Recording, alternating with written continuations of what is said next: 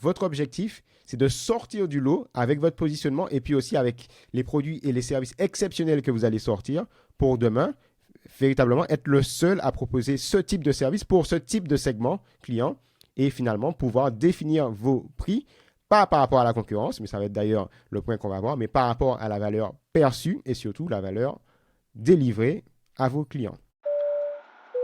Bienvenue sur ma chaîne où je partage sans filtre les erreurs, mais aussi la méthodologie qui m'a permis de passer de solopreneur épuisé à entrepreneur épanoui. Allez, c'est parti, décollage pour un nouvel épisode. Ok, aujourd'hui, vrai sujet qui concerne énormément de prestataires de services, de coachs, de freelance, etc.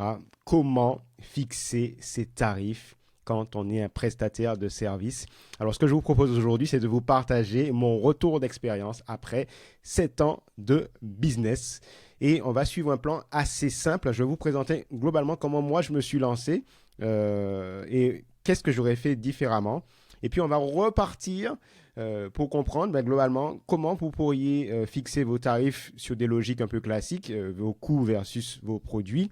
Est-ce que la concurrence est si importante que ça? Pour moi, je vous dirais que la concurrence n'est qu'une indication. On va voir ça. Pourquoi il faut fixer le bon prix pour ces services? C'est simple déjà parce que si vous ne fixez pas le bon prix, potentiellement, vous n'allez pas être rentable. Et donc, l'objectif quand même d'une entreprise, c'est d'être rentable. Si vous fixez beaucoup trop bas, vous allez avoir des marges trop basses et donc du coup, votre entreprise ne sera pas viable.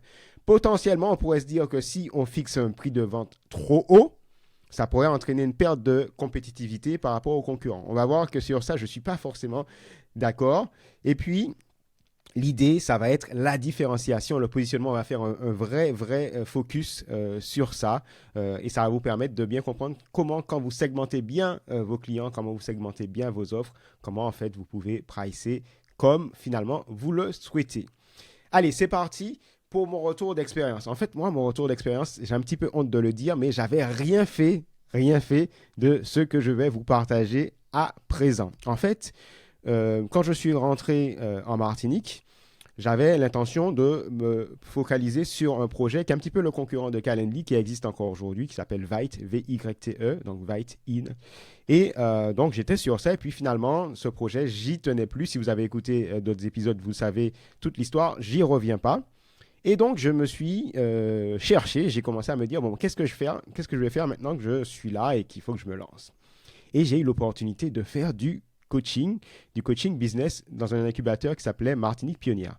Et là, c'est le premier choc. Pour la première fois, on me dit, OK, pour ton coaching, ça va être 100 € de l'heure. Et j'ai trouvé que c'était énorme. Je me suis dit, waouh, 100 € de l'heure? Mais c'est super, en fait, je vais pouvoir vivre dans mon business. À l'époque, moi, mon business, je le voyais vraiment comme un business de solopreneur où je resterais finalement seul à présent, maintenant que je m'étais lancé. Vous allez voir qu'aujourd'hui, j'ai complètement changé d'avis sur ça et que je pense que solopreneur, c'est-à-dire être vraiment seul, sans avoir le secours de prestataires ou de personnes en interne, pour moi, ça n'a pas de sens. Attention, c'est très personnel. Après, j'ai eu l'opportunité qu'un ami m'appelle et me dise, tiens, on a une formation de 10 heures sur les réseaux sociaux et on a payé 850 €, soit 85 € de l'heure. Et je me suis dit, tiens, j'ai un intermédiaire qui est mon ami, plus encore un intermédiaire qui était l'organisme de formation. Et donc, ça s'est très bien passé, cette prestation. Et finalement, le commanditaire m'a contacté en direct et il m'a demandé si je voulais faire cette formation en direct. Et c'est comme ça que j'ai imaginé, du coup, en me disant, s'il y avait des intermédiaires, potentiellement que le prix, c'est 2000 €. Et donc, pour 10 heures, ce sera 2000 €. Et donc, j'étais de nouveau maintenant à un nouveau tarif manuel, à un nouveau tarif, mais via ma structure Awitech, à 200 € de l'heure. Et ça s'est fait en quelques mois. En fait, la compréhension de ça, et ça, on va y revenir tout à l'heure, c'est qu'il y avait un système derrière. C'est que ce n'était pas le client qui payait, c'est que lui, il organisait la formation, mais il avait droit à un financement par un tiers à 20 € par participant. Et avec 10 participants, du coup, ça faisait 20 € de l'heure fois 10 participants, 200 € de l'heure. Donc finalement, je m'étais de nouveau pricé au départ à 100 € de l'heure par accident par rapport au coaching, puis à 200 € de l'heure par accident encore par rapport à cette formation. Et j'ai décidé de rester à ce prix-là. Donc, à chaque fois que j'avais des demandes de coaching ou des demandes de formation, je basais mon prix sur ce tarif à 200 € de l'heure et j'ai eu beaucoup de refus au départ. Mais dès le départ, je ne sais pas, c'était une intuition, je n'ai pas accepté de négocier. C'était non négociable ce tarif. Et ça m'a énormément servi au final. Pour 2 raisons, je vous dévoile ça déjà. C'est que la première raison, les clients sont rapidement revenus vers moi, ces clients qui me disaient non, parce qu'au fur et à mesure, j'ai bâti sur le territoire, aujourd'hui Awitech est vraiment développé sur la Martinique, la Guadeloupe et la Guyane, une légitimité, une expertise, une autorité qui faisait que ma valeur perçue, c'était ça. Il n'y avait pas de discussion. Et que la valeur perçue après service, c'était aussi ça. C'est ce que j'amenais en termes de valeur aux clients. Donc, c'est une chance que j'ai eu au départ d'avoir ces opportunités qui m'ont permis de me pricer tout de suite à un niveau que moi, honnêtement, psychologiquement, j'y serais pas allé. Et cette intuition de me dire de ne pas négocier et qui a fait que finalement, très rapidement, j'ai pu avoir des personnes qui délivraient les formations ou qui délivraient les coachings et à ma place, alors avec ma société qui finançait ces services-là. Donc ça, c'est très, très cool parce qu'en fait, sans m'en rendre compte, j'ai eu les réflexes pour bâtir tout de suite une entreprise, c'est-à-dire une entreprise qui va demain avoir un boss, un chef d'entreprise qui est moi, et qui va avoir une équipe pour la faire tourner avec plusieurs postes, notamment des postes des gens qui sont en production, c'est-à-dire pour le coup là, faire les coachings ou les formations. Ce que ça m'a appris, et puis après on va revenir sur la théorie, mais très rapidement aussi, c'est que je me suis rendu compte que dans le monde de la formation, mais c'est aussi la même chose dans le conseil, c'est aussi la même chose dans le coaching, c'est que souvent, vous avez des gens qui vous achètent des services, mais ce n'est pas les gens qui vous achètent les services qui financent les services. Et ça, petit à petit, je l'ai compris. Dans le monde de la formation, vous avez les OPCO qui sont rattachés aux entreprises qui peuvent financer les formations. Vous avez Pôle emploi qui peut financer les formations pour les demandeurs d'emploi, etc. Et donc, il faut faire très attention à aussi penser vos tarifs par rapport aux règles fixées par ces différents partenaires qui sont les financeurs. Et vous avez des opportunités énormes. En 2019, par exemple, un OPCO comme Opcalia, qui est devenu Acto, avait un budget illimité. Et donc, j'ai pu embarquer énormément d'entreprises parce que les entreprises pouvaient émarger sur ce budget sans contrainte. En 2020, au moment du Covid, vous avez eu le FNE. Et le FNE, il n'y avait pas de limite en termes de coût horaire. Donc, ça a été une opportunité pour augmenter les tarifs en termes de coût horaire. Mais si vous ne connaissez pas les systèmes qui sont à la base de votre business de service, que ce soit du coaching, de la thérapie, de la formation, vous passez à côté d'opportunités. Bref, vous laissez de l'argent sur la table. Aujourd'hui, j'en suis là. Au final, petit à petit, je trouve que j'ai cette maîtrise de tous les systèmes, de tous les donneurs d'ordre avec lesquels on travaille, que ce soit en formation ou en coaching. Et j'ai aussi la chance, sur le territoire où je suis aujourd'hui, d'avoir une vraie légitimité, une vraie notoriété, une vraie expertise qui fait que nos tarifs, même s'ils pourraient être perçus comme élevés, ne sont plus jamais remis en cause et qu'on a peut-être même la possibilité d'aller chercher un peu plus loin pour les augmenter. Revenons maintenant sur une partie qui est intéressante. Si je devais tout refaire et si j'avais fait les choses dans le bon sens, comment je m'y serais pris? Mais il y a une première chose, souvent on va vous dire, dans les conseils, pour fixer un prix, vous avez plusieurs approches, mais vous avez une approche coût-produit pour la marge. Donc, on vous dit, listez vos coûts directs, matériel, main-d'œuvre, frais généraux, les coûts indirects, le temps, l'énergie, etc. Regardez à combien vous allez vendre pour avoir une marge qui soit suffisante par rapport aux objectifs que vous vous êtes fixés. Je pense qu'il manque une grosse partie dans cette approche. C'est que souvent, quand on fait cet exercice au moment où on se lance. Au moment où on se lance, on est seul. Donc, on a des coûts pour une seule personne, on a des coûts, variables ou fixes pour une seule personne. Et on imagine les produits pour une seule personne. Et ça, c'est catastrophique. En tout cas, c'est ce qui a engendré, moi, mon burn-out au bout de quelques années, parce que vous êtes sans arrêt, vous, en production, vous êtes l'entrepreneur, vous êtes le manager, vous êtes aussi le technicien et ce n'est pas tenable si vous ne vous entourez pas. En tout cas, moi, je tiens vraiment à un équilibre vie perso, vie pro et je sais qu'aujourd'hui, la seule et unique façon d'y arriver, c'est d'être entouré soit de prestataires ou soit de salariés. Donc là où je veux en venir, c'est que oui, c'est très bien de faire cet exercice de dimensionner ses tarifs par rapport aux coûts directs et indirects, aux marges par rapport à vos objectifs. Mais il ne faut pas faire l'exercice au temps 0 ou au temps 1 au moment où vous êtes lancé. Il faut prendre le temps, je dis bien prendre le temps, de regarder à quoi votre business doit ressembler selon vous quand il sera à son optimum.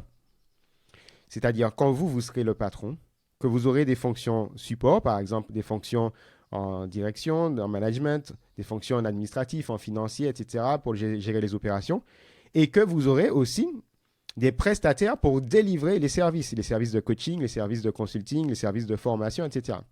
Donc cette entreprise, elle a peut-être 5 personnes avec des prestataires de formation en plus, elle a peut-être 10 personnes, etc., mais vous n'êtes plus seul. Je ne dis pas forcément que ce sont vos salariés, mais ce sont quand même des prestataires. Et à ce moment-là, vous faites l'exercice. Vous imaginez quel est le volume d'affaires à ce moment-là. Vous avez des coûts fixes de ces prestataires ou de ces salariés. Vous avez des coûts variables pour les prestations. Et là, vous faites un business model à ce moment précis. Et là, ça change tout parce que vous vous rendez compte, ah ouais, mais en fait, si je suis à 50 € de l'heure, ben non, je ne peux pas payer mes coûts fixes, je ne peux pas payer mon loyer, je ne peux pas payer tous ces salaires. Donc, il faudra que je sois à un tarif plus élevé de l'heure ou à une autre logique, si vous n'êtes pas à une logique d'heure ou à une logique plutôt de prestation, ce qui est en général le mieux quand on a vraiment évolué, c'est qu'il y a un coût de prestation qui n'est pas forcément ramenable à l'heure. Mais en tout cas, cet exercice est très intéressant à condition de vous projeter au moment où votre entreprise est à son optimum. Je sais que c'est un petit peu contre-intuitif, mais ça va vraiment vous aider parce que ça va aussi enlever ce syndrome où vous allez vous dire « Waouh, mais je suis super cher tout seul ». Mais non, parce que l'objectif, ce n'est pas que vous soyez seul tout le temps. Vous allez être seul au départ, peut-être la première année ou les 2 premières années. Vous allez peut-être vous entourer de quelques prestataires. Le temps d'arriver à passer un cap pour pouvoir vous entourer parce que sinon, vous n'allez pas survivre. Et en général, les gens qui me suivent savent que moi, mon objectif, et c'est celui que je vise, c'est vraiment mon équilibre vie perso, vie pro que j'ai atteint aujourd'hui, au bout de quelques années, et auquel je ne vais pas renoncer. Et la seule façon de le faire, c'est comme cela. Donc oui, d'accord pour avoir cette approche de tarif en termes de coût, de prix et de marge, mais à condition que vous le fassiez à un moment N+, etc., des années plus loin, où vous aurez vraiment, vraiment déployé tout le potentiel de votre structure. Et là, vous allez voir, ah ouais, ok, il faut que je mette mes tarifs à ce prix-là, parce que ça me permettra de payer à la fois mes coûts directs et mes coûts indirects par rapport à un volume. Alors, c'est un petit peu au doigt mouillé, mais vraiment, ça va vous faire éviter de faire des erreurs, parce que moi, attention, encore une fois, dans ce podcast, je vous donne mon avis. Je pense que c'est très difficile d'augmenter ces prix. Quand vous avez des clients qui sont fidèles, ils ne vont pas comprendre pourquoi vous augmentez vos prix de 50 ou de 100%, de 150%, de 200%. Donc, essayez de viser juste dès le départ, même si finalement vous montrez le prix et quelquefois vous faites des ristournes pour des négos si vous le voulez. Bon, moi, j'avoue que moi, je ne négocie pas, mais si vous voulez. Mais il faut que le prix final soit globalement là, au jour 1, dans l'idéal. Au jour 1, dans l'idéal. Voilà. Une deuxième approche, quand on lit un petit peu les livres de management ou qu'on regarde les ressources sur comment on peut fixer les prix, c'est en regardant la concurrence. Et là, pareil, c'est contre-intuitif, mais j'ai envie de dire que la concurrence, ce n'est qu'une indication. Honnêtement, moi, je ne regarde pas du tout aujourd'hui les prix de la concurrence. J'en ai rien à faire. Et vous allez comprendre pourquoi. Petite page de pub, si ce contenu te plaît, vraiment, abonne-toi si ce n'est pas encore le cas et like le contenu pour que d'autres personnes puissent le découvrir également. Allez, on y retourne. Alors effectivement, regarder les prix de la concurrence, c'est intéressant parce que vous vous dites, bon, ben, c'est ça les prix du marché, que les gens payent ça pour tel service, ils estiment que c'est ça la valeur ajoutée, et donc les concurrents, du coup, ont mis ces tarifs-là à cela, ils ont une demande pour ces prix-là, donc ben, j'adapte mes tarifs. Moi, surtout dans les business de coaching, de consulting, de formation, la clé, c'est justement que vous n'ayez pas de concurrents. Alors évidemment, vous allez dire, mais c'est pas possible, comment je fais, j'ai des concurrents. Non, la clé, c'est d'arriver à vous positionner de telle façon que dans votre grille de lecture, dans les produits ou les services que vous proposez, globalement, vous n'ayez pas de concurrents. Que vous soyez le seul avec la grille de lecture que vous proposez à délivrer le service ou le produit, qui fait que vous êtes en concurrence et c'est vous qui fixez vos tarifs. Et si vos tarifs ont vraiment de la valeur, si vos services ont vraiment de la valeur, eh bien, ces services vont être achetés au bout du bout. Donc la concurrence, si vous voulez, c'est intéressant en tant que soi, mais il ne faut pas en faire une fixation parce que sinon vous vous retrouvez dans cette masse informe des concurrents. Or, votre objectif, c'est de sortir du lot avec votre positionnement et puis aussi avec les produits et les services exceptionnels que vous allez sortir pour demain, véritablement être le seul à proposer ce type de service pour ce type de segment client et finalement pouvoir définir vos prix, pas par rapport à la concurrence, mais ça va être d'ailleurs le point qu'on va voir, mais par rapport à la valeur perçue et surtout la valeur délivrée à vos clients. Et c'est pour moi la seule et unique métrique valable aujourd'hui pour fixer ces tarifs, même si le premier, c'est une condition sine qua non, c'est-à-dire que si vous n'avez pas pris en compte vos charges et vos produits au moment de l'optimum de votre entreprise, vous allez vous casser les dents parce que du coup, vous n'aurez pas pricé suffisamment haut potentiellement. La concurrence est une indication, mais peut-être que même en vous basant sur la concurrence, vous n'allez pas pricer suffisamment haut. Et du coup, la seule chose, c'est que vous allez vous dire, moi, je veux voir jusqu'où je peux aller par rapport à mes tarifs, par rapport à la valeur que je vais proposer à mes clients. Et ça, c'est très, très important. Et moi, au fur et à mesure, par rapport à WeTech, donc mon centre de formation, je me suis rendu compte que au départ, j'avais des noms et j'étais un petit peu en panique parce que je me disais, waouh, en fait, les gens me prennent comme un snob. Ils me disent potentiellement qu'ils ont des offres à 2 fois moins cher, etc. Mais je ne me suis pas dit qu'il fallait que je baisse mes tarifs. Je me suis dit, ça veut dire qu'on ne comprend pas encore en quoi je suis différent. On ne comprend pas encore mon positionnement. J'ai travaillé sur ça. J'ai beaucoup travaillé aussi sur ma notoriété, c'est-à-dire prendre la parole dans les médias, essayer d'apporter de la valeur dans mes contenus, aider aussi des gens, mais pour avoir en retour des témoignages de personnes qui sont vraiment influentes et finalement réussir à faire qu'il y ait un bouche à oreille naturel avec une perception de la qualité sur le territoire pour notre organisme de formation. Et ça, une fois que vous avez ça, les gens veulent travailler avec vous, avec votre entreprise. Et donc, on vous demande quand est-ce qu'on commence et voici le tarif. Et le tarif, il est accepté, il n'est pas négociable. Donc, ça peut prendre un petit peu de temps et cette période, elle peut être un petit peu flippante. Et moi, honnêtement, ça a duré, je sais, après cette épiphanie où j'ai été à 200 € de l'heure et j'ai essayé d'aller chercher des clients qui étaient identiques au premier client qui m'a payé 200 € de l'heure en formation. J'ai eu 6 mois où je me suis dit, waouh, c'est compliqué. Les autres me disaient non. Et puis très rapidement, en fait, grâce au travail que j'ai fait en termes d'expertise, en termes de notoriété, en termes de création de contenu, de création de valeur, la valeur perçue par les prospects a vraiment augmenté. La valeur délivrée était aussi énorme parce que je me suis vraiment focusé sur mon positionnement pour vraiment délivrer ce que je promettais. Et le bouche à oreille, la recommandation, la notoriété font leur travail. Voilà. Et aujourd'hui, c'est la clé en fait de l'équilibre vie perso, vie pro parce que il y a des fois où je suis fatigué, mais je peux me reposer. Je ne suis plus en production à délivrer les coachings ou les formations. Si de temps en temps j'ai envie d'en faire, je peux y aller, mais ce n'est plus à moi de le faire. Je pilote mon entreprise comme un entrepreneur pour aller générer des nouveaux contrats, pour manager les équipes, pour m'assurer de leur bien-être. Et du coup, ça m'apporte aussi mon équilibre en termes de vie perso et vie pro. Et si je n'avais pas eu ce bon pricing au départ, je ne serais pas là aujourd'hui. Alors, j'avoue que moi, c'était un petit peu de chance. Merci. Merci pour cette chance. Mais j'espère que si vous écoutez ce podcast ou si vous regardez cette vidéo, ça vous aidera si vous êtes au début et que vous êtes en train de vous poser des questions sur votre pricing pour que vous fassiez attention à ne pas vous enfermer dans des tarifs trop bas dans lesquels vous serez potentiellement enfermé et où vous n'allez pas potentiellement avoir la rentabilité nécessaire pour pouvoir vous entourer pour avoir un vrai équilibre vie perso, vie pro.